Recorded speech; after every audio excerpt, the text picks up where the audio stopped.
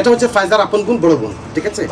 এবং এই বোনটা যে কোথায় থাকে যেন, যে এই যে আচ্ছা গ্রামে থাকে। এখন যে জিনিসটা হচ্ছে আমরা ফায়জার জন্য যেটা করতে চাচ্ছি, আমি ফায়জার যে লেখাপড়ার পুরো দায়িত্ব নিচ্ছি।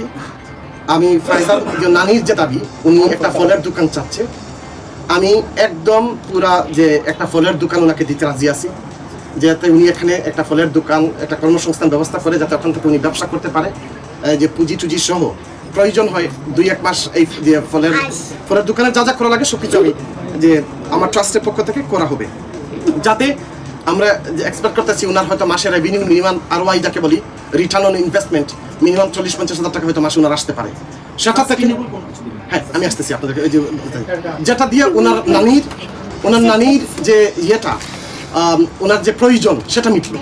তো আমার কথা হচ্ছে নানিকে যে আপনি ফুল আর বিক্রি করার দরকার নাই, আমি বলছি আপনি ফুলের দোকান দিলে ফুলের দোকান দিব, উনি ফলের দোকান দিতে চাচ্ছে, আমরা ওনাকে ফলের দোকান দিব, ওনার যে নিডটা আছে ওনারটা উনি দেখুক, হ্যাঁ, যার কারণে আমরা ওনাকে একটা ইনভেস্টমেন্ট দিয়ে দিব।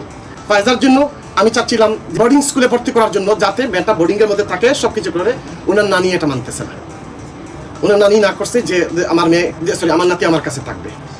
আবার ওনার নানির কিন্তু ওর যে ফায়জার বাবা, কিন্তু ফায়জার তো বাবা আছে কিন্তু ফায়জার মা নাই, কিন্তু ওনার নানির যে হাজব্যান্ড ওটা কিন্তু লাগি যে ফায়জার আপন নানা না, ওটাও কিন্তু ওনার পরের বিয়ের।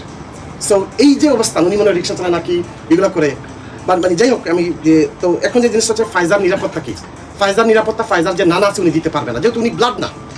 2 নম্বর হচ্ছে নানি দিতে পারবে, কিন্তু নানি যদি দিতে যায় তাহলে সেই জায়গার মধ্যে দেখা যাচ্ছে কি যে এখানের মধ্যে এটা কি বিজনেস হিসেবে নেওয়া যাবে হবে, নাকি সত্যিকারের অন্যরকম নেওয়া হবে, কমার্শিয়ালি যেন চিন্তা না হয়। যার কারণে নানি আপনার যা প্রয়োজন আমি আপনাকে সেট করে দিয়ে দিচ্ছি, এটা আপনার, এখানে আমাদের কোনো কথা নাই। ফায়জার লেখাপড়া, বোর্ডিং স্কুলে যাওয়া, ফায়জাকে মানুষ করা, ফায়জারকে উন্নত লেখাপড়া করানো, এবং ফায়জাকে মনে করেন যে যখন যে ফায়জার যে এই মুহূর্তে যদি আমি ফায়জাকে একটা বিটা বাড়ি দিই, তাও কিন্তু আমি আইনগতভাবে পারতেছি না। সো প্রয়োজনে আমি লিখিতভাবে দিব, at the age of 18 Faiza will receive a house. আমি ফায়জারের 18 বছর বয়সে আমি ফায়জার বিয়ে শাদী দিব, তার বাড়ি করে দিব, সব করে দিব। কিন্তু আমার এখন দরকারটা কি, ফায়জাকে আমার দায়িত্ব দেওয়া।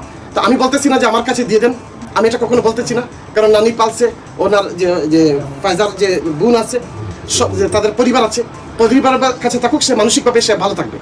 সেই জায়গা থেকে আমি আজকের যে লেটেস্ট জিনিসটা হচ্ছে, আমরা একটা স্কুলের সাথে কথা বলতেছি সিলেটে, যে ওই স্কুল তারা পুরো দায়িত্ব নিবে, তারা বলছে।